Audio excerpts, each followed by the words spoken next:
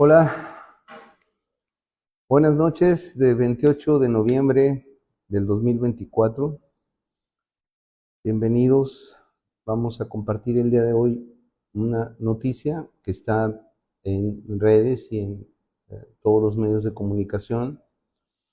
básicamente relacionada con una nueva reforma constitucional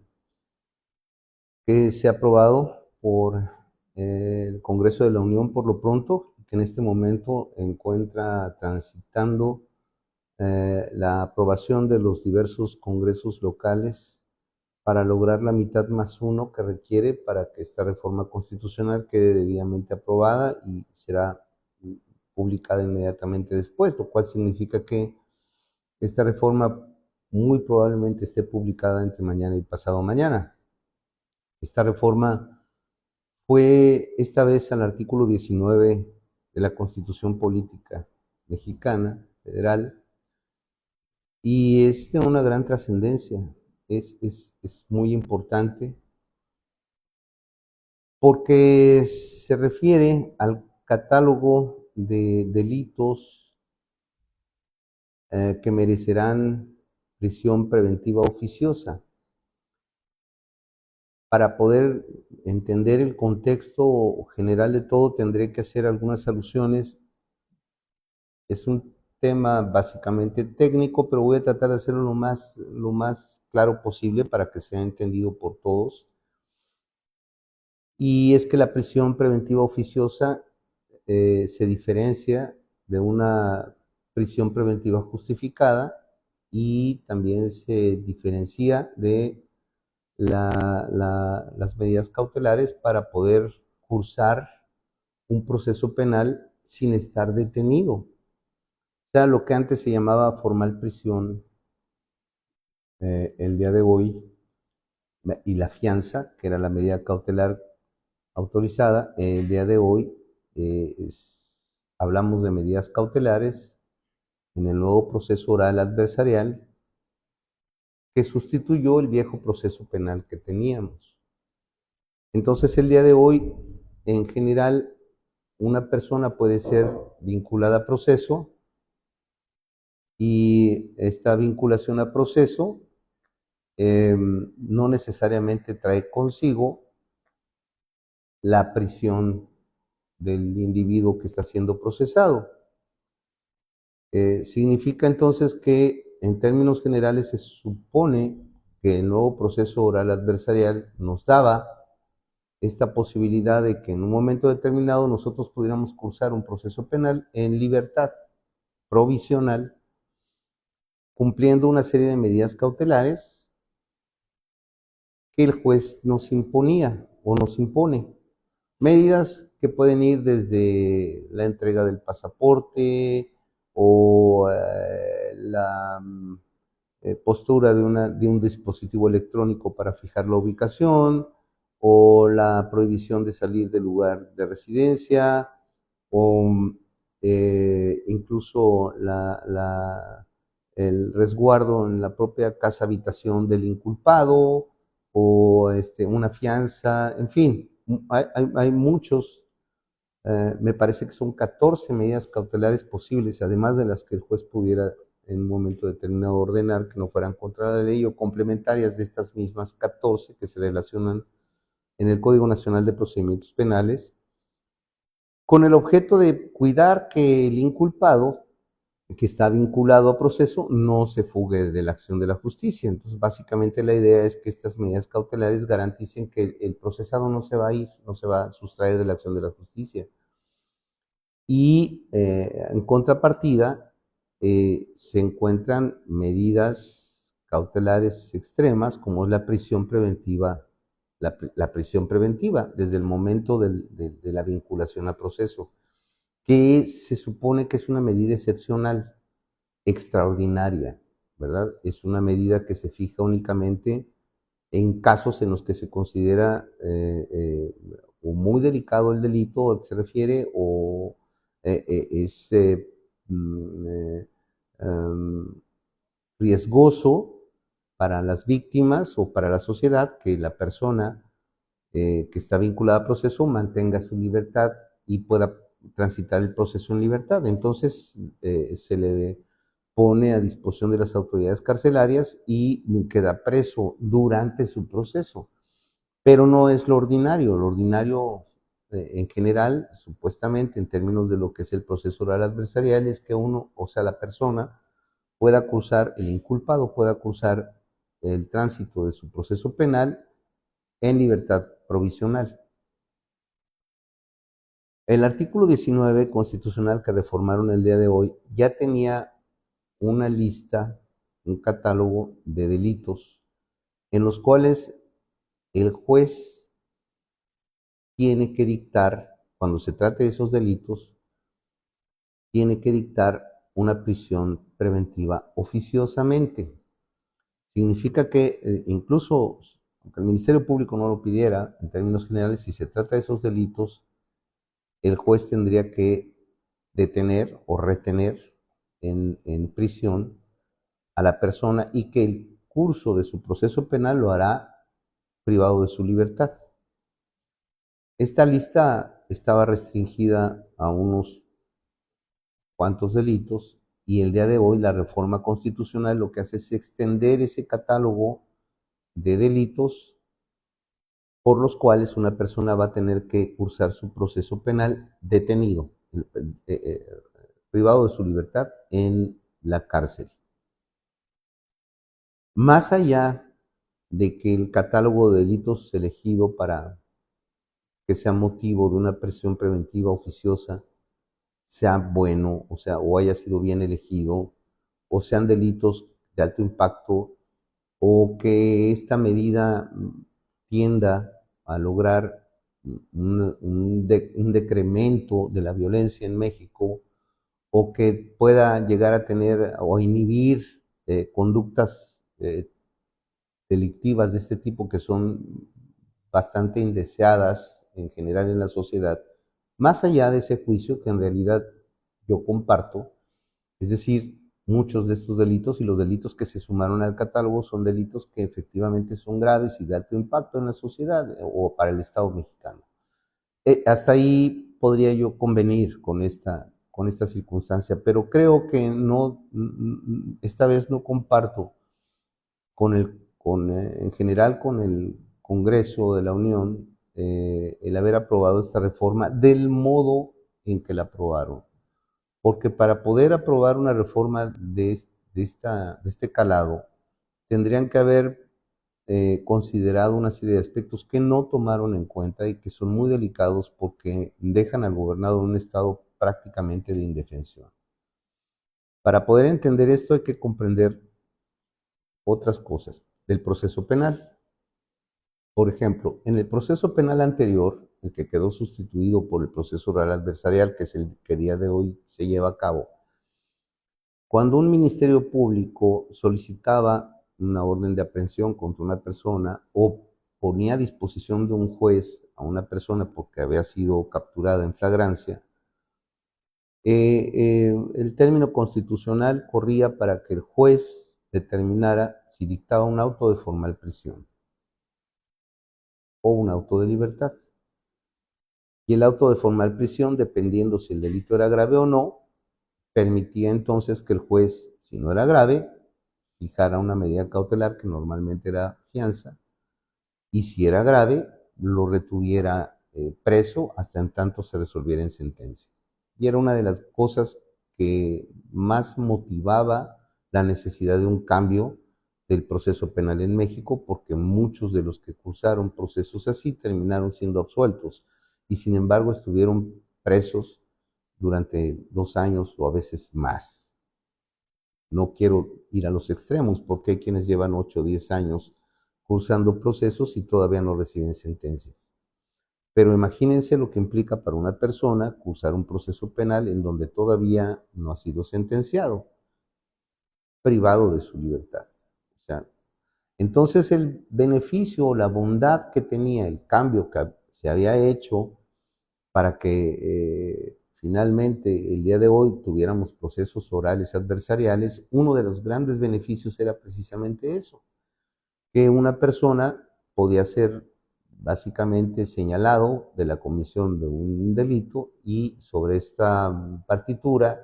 la persona podía cursar su proceso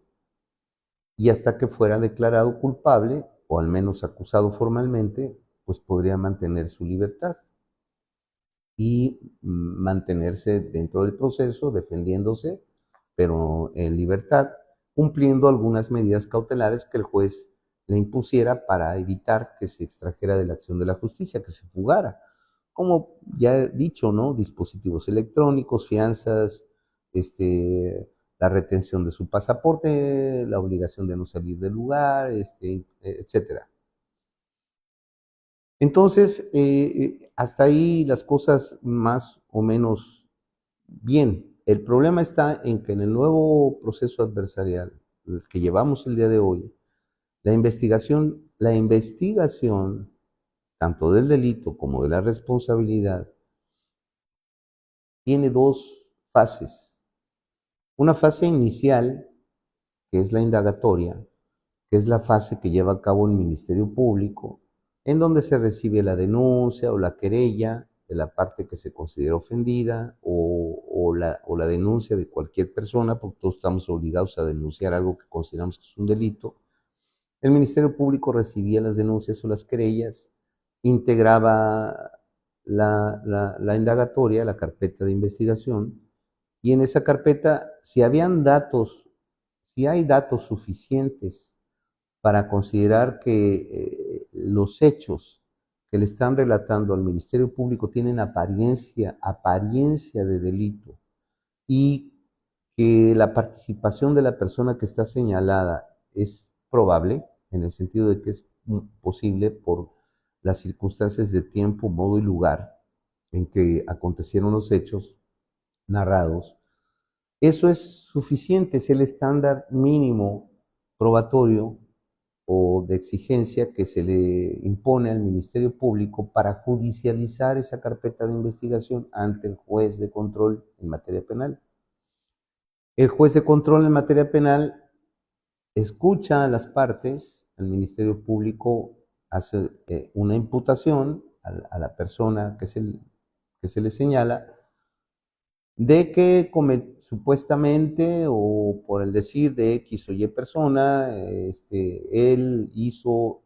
determinadas conductas, desplegó tales conductas y esas conductas materializan las hipótesis que prevé determinada norma jurídica en materia penal y por eso tiene apariencia de delito. Y con eso es suficiente para que el juez diga, ok, los hechos que narras tienen apariencia de delito, no me has demostrado que ocurrieron. No tienes obligación de acreditarme que esos hechos en el mundo fáctico verdaderamente ocurrieron. Todavía en ese momento no. Basta con que me digas, se dice, hay datos que hacen referencia a que parece que sí se llevaron a cabo esos hechos y que hay ciertos elementos que pudieran acreditar que efectivamente ocurrieron esos hechos y tienen apariencia de delito y probablemente haya sido el inculpado el que los realizó. Y con eso es suficiente, porque ese es el estándar probatorio mínimo que el día de hoy le pide la Constitución al juez para dictar un auto de vinculación a proceso. Pues en términos generales no sería malo si esto significa que la persona indiciada pueda defenderse durante el proceso y obtener su libertad. Si no fue, o si los hechos que narró el Ministerio Público no se logran acreditar con pruebas materiales, documentales, periciales, testimoniales, etcétera, pero no se logra acreditar que esos hechos verdaderamente ocurrieron en el mundo fáctico, o bien que esa persona no tuvo nada que ver con ellos, porque ciertamente sí se llevaron a cabo sus hechos, pero él no estuvo ahí o no participó en ellos, pues entonces obtendrá su libertad. Claro, eso está bien, porque en términos generales el auto de vinculación a proceso no te va a permitir, a través de alguna medida cautelar, cursar tu proceso penal y defenderte en libertad.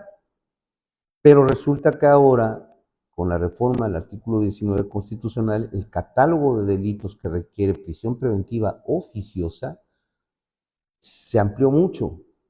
Y la prisión preventiva oficiosa es la facultad que tiene el juez para poder determinar la detención, o sea, la privación de libertad de la persona que apenas ni siquiera ha sido acusada formalmente, está señalada como la que probablemente participó en esos hechos, pero no está acusada porque la acusación se lleva a cabo hasta la etapa intermedia. Y en la etapa intermedia ya se hace la acusación formal por parte del Ministerio Público de los hechos que ocurrieron respecto de la persona que se presume o se prueba que participó en esos hechos, pero es en la etapa intermedia, que es posterior al auto de vinculación a proceso. Significa entonces que en la investigación, en la etapa inicial, solamente requiere datos. Cuando se judicializa el tema y se presenta ante el juez de control en materia penal para que se dicte el auto de vinculación a proceso, el estándar es mínimo, o sea, solo requiere datos, dichos, decires de personas, etcétera, cosas aisladas que expresan que probablemente ocurrieron ciertos hechos y que probablemente la persona indicada participó en ellos. Se dicta el auto de vinculación porque es el estándar mínimo probatorio que el juez requiere. Pero el auto de vinculación a proceso, cuando los delitos son graves, como los que están señalados ahora en el artículo 19 constitucional, obligan al juez a dictar prisión preventiva oficiosamente. Y eso significa que esa persona no va a poder defenderse en libertad, aunque pudiera cumplir otras medidas cautelares para garantizar que no se va a sustraer de la acción de la justicia, va a tener que permanecer retenido en una cárcel. Y la investigación no ha terminado. La investigación tiene una etapa complementaria que se fija justamente después de que se dicte el auto de vinculación a proceso. O sea, en ese mismo auto en donde se vincula a proceso la persona y se le retiene, se le priva de su libertad porque se le fija como medida cautelar una prisión preventiva oficiosa, en ese mismo acto el juez determina cuál es el periodo de etapa complementaria de investigación que le va a dar al Ministerio Público para que pueda llegarse de los elementos que en realidad van a demostrar materialmente tanto la existencia del hecho, que hasta ahorita solo tiene apariencia de delito, y que pueda llegarse elementos para acreditar que efectivamente sí son un delito, y por otra parte la participación del sujeto que ya por lo pronto está privado de su libertad. Esto en realidad no solamente es injusto, sino que le da una herramienta a los ministerios públicos y a los fiscales para cometer abusos, porque lo único que tienen que hacer es señalar a una persona y llevarlo ante un tribunal para que tenga vinculación al proceso. Y si lo acusan por cualquiera de estos delitos que están en el nuevo catálogo del artículo 19 constitucional que hoy incluyeron, pues prácticamente los gobernados están indefensos porque van a tener que probar su inocencia aun cuando no han recibido acusación formal, porque la acusación formal del Ministerio Público respecto de la existencia de un delito y de que esa persona es la que probablemente lo cometió se lleva a cabo hasta la etapa intermedia, que puede ser y normalmente es 6 meses después del auto de vinculación a proceso, si no es que mucho más. Entonces, si va a estar detenido o privado de su libertad porque ese delito del que se le señala, sin haber sido probado y sin haber recibido acusación formal, va a estar privado de su libertad desde el auto de vinculación hasta la etapa intermedia, que es cuando el Ministerio Público tendrá los elementos para determinar si efectivamente merece una acusación formal, porque ya tiene los elementos reunidos para poder decir estos hechos efectivamente sí ocurrieron en el mundo fáctico y esta es la persona que efectivamente sí participó en ellos, van a transcurrir 6, 7, 8 meses o hasta un año en que se agoten la etapa complementaria y finalmente llega la etapa intermedia y el descubrimiento de las pruebas que las dos partes se tengan que hacer y ahí sí prácticamente entrar en un proceso litigioso. Pero no es, digamos, no es congruente ni tampoco es garantista de los derechos de libertad del ser humano que por el mero hecho de un señalamiento de una persona y respecto de hechos que todavía no están debidamente probados y que tampoco se ha acreditado que constituyan delito, pase privado de su libertad porque el delito que se le imputa es uno de los que aparece en la Constitución. Entonces, el Ministerio Público o el fiscal podrán acusar a cualquiera de cualquiera de estos delitos y asegurarse de que lo van a tener un tiempo privado de su libertad, aunque cuando lleguen a la etapa intermedia encuentren que no tienen elementos suficientes para poder acreditar esa responsabilidad o ese delito o esos hechos, o que esos hechos realmente constituyen delito. Así de grave es la situación. Yo entiendo perfectamente que la voluntad que revela la reforma constitucional tiene que ver con la necesidad de erradicar la violencia en México y de inhibir actos o conductas que pongan en riesgo a la sociedad, y eso está bien, mientras haya una ley más rigurosa y que inhiba a los individuos de cometer actos graves de alto impacto social, pues mejor y más paz social habrá. El único problema es que eso no puede ir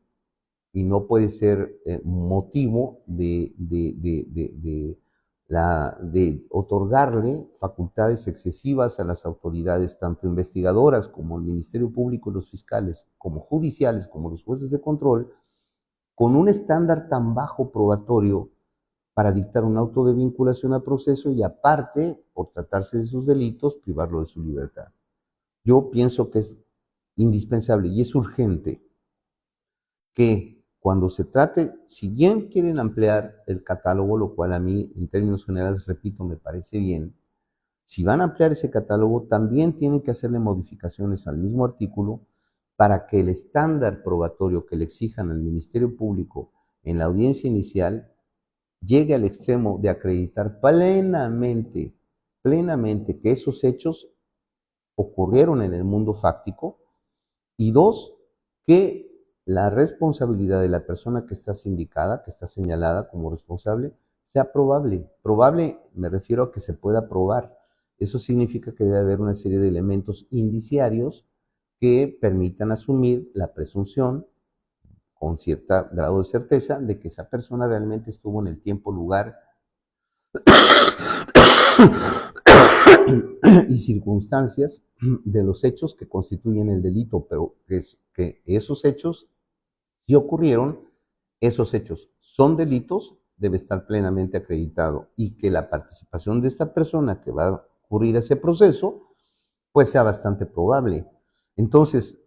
cuando se trate de estos delitos que están señalados en el catálogo del artículo 19 constitucional y que forzosamente imponen una prisión preventiva oficiosamente,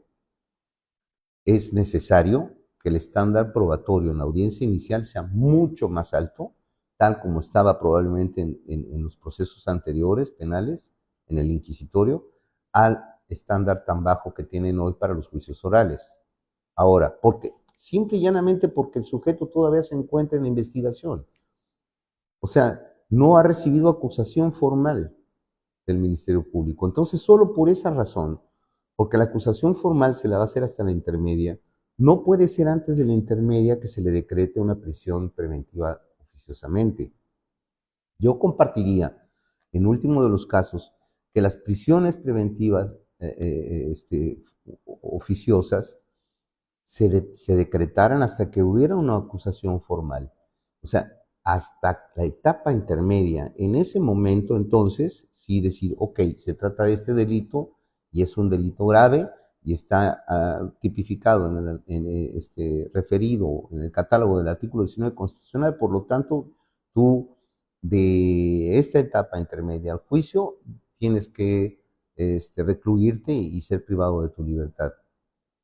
Pues tal vez lo entendería porque al menos ya que hay una acusación formal, y en esa acusación formal ya el Ministerio Público tendrá que haber aportado todos los elementos materiales de que los hechos sucedieron, de que esos hechos no tienen apariencia, sino que en realidad constituyen un delito que está tipificado en la ley y que además esa persona, la que está siendo procesada, es una de las que participó en ellos. Ok,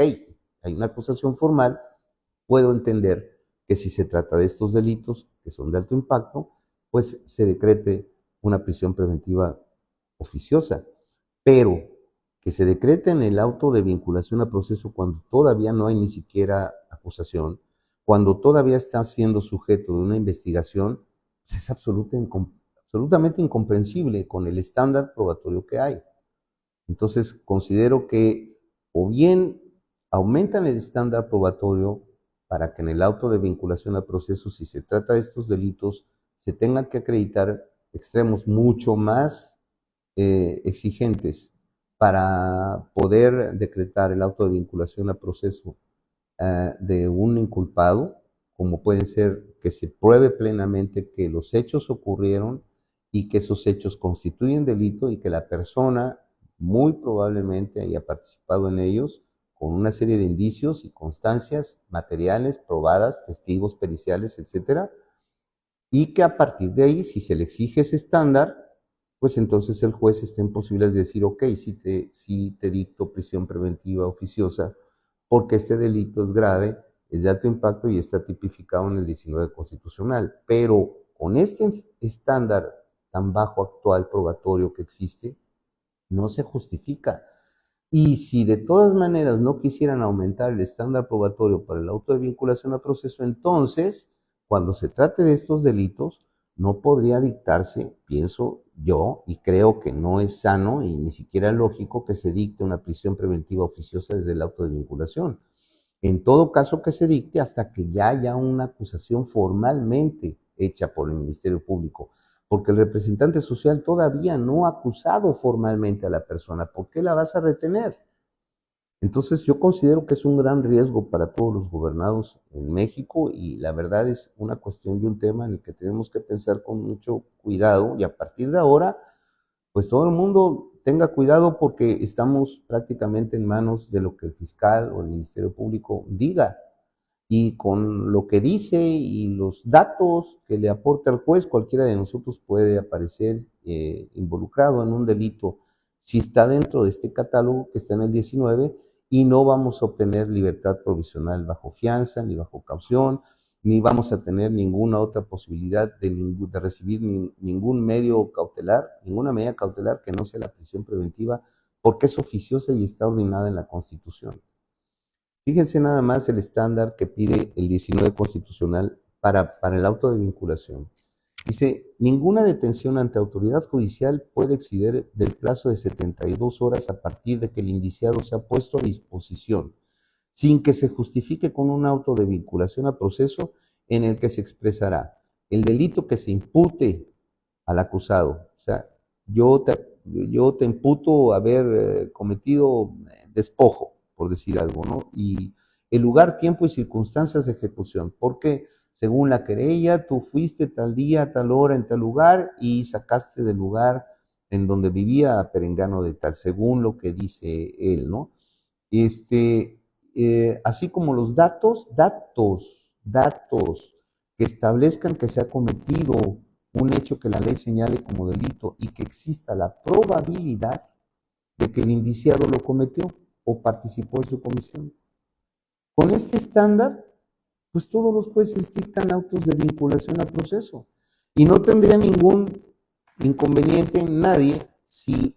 a través de una medida cautelar, pues la persona se puede defender en libertad. Al final del día, si no lo cometió, no pasará nada. Y las garantías y las medidas cautelares son precisamente para evitar que se sustraiga de la acción de la justicia, pero en libertad. Pero si se trata de cualquiera de estos delitos que les voy a leer, automáticamente la persona no va a poder gozar de ninguna medida cautelar.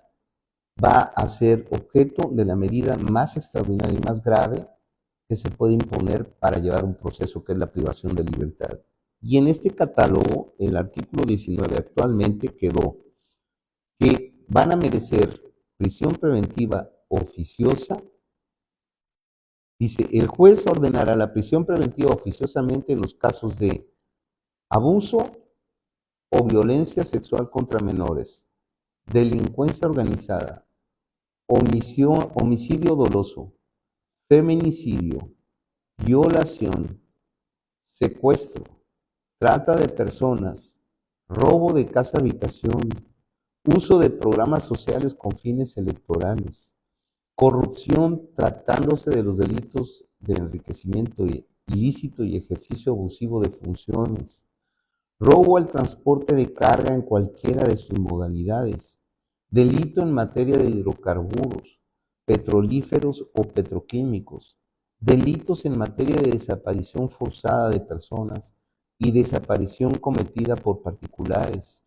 Delitos cometidos con medios violentos como armas y explosivos. Delitos en materia de armas de fuego y explosivos de uso exclusivo del Ejército, la Armada y la Fuerza Aérea. Traer un arma de, de uso exclusivo del Ejército, la Armada, la Fuerza Aérea, ya es un delito grave que implica necesariamente prisión preventiva oficiosa, así como los delitos graves que determine la ley en contra de la seguridad de la nación, el libre desarrollo de la personalidad y de la salud. Dense cuenta entonces la amplitud del catálogo de delitos que merecen prisión preventiva oficiosa. Mucho cuidado y mientras tanto, por favor, traten de multiplicar la idea de que el Congreso tiene que complementar esta reforma exigiendo estándares mucho más altos para cuando se trate de estos delitos al Ministerio Público y al juez para dictar auto de vinculación a proceso, porque una vez que suceda eso, va a ser prisión preventiva oficiosa y la persona va a quedar seguramente detenida y aunque sea inocente, de 2 a 3 años mientras dura su proceso. Saludos, buenas noches, espero que esto les haya resultado interesante. Hasta la próxima.